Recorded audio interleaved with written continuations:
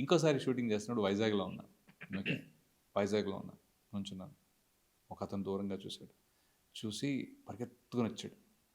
పరిగెత్తుకుని వచ్చి, sir pen ఉందా? ఆల్రెడీ ఒక ఆటోగ్రాఫ్ బుక్ ఉంది సార్, పెన్ పెన్ సరే పెన్ తీసా. ఇవ్వంగానే పెన్ తీసుకుని పరిగెత్తుపోయాడు. ఇదేంటంటే అంటే అక్కడ ప్రకాష్ రాజ్ గారు ఉన్నారు వెనకాల.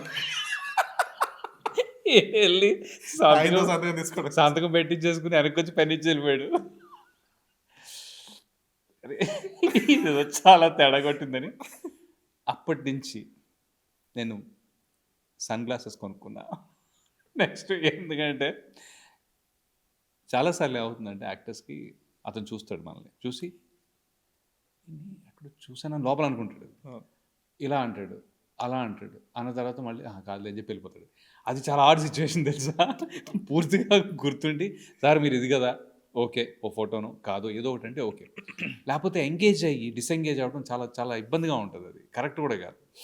నేను అప్పుడు కళ్ళజోడు కొనుక్కున్నా. మై మై యాక్చువల్లీ ఏదో ఇక్కడే ఉంది.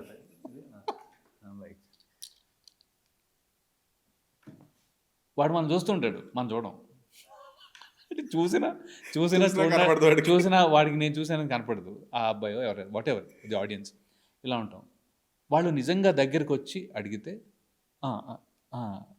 చెప్పలేదు, యా పర్లేదు, ఇదనమాట. So this was the most interesting and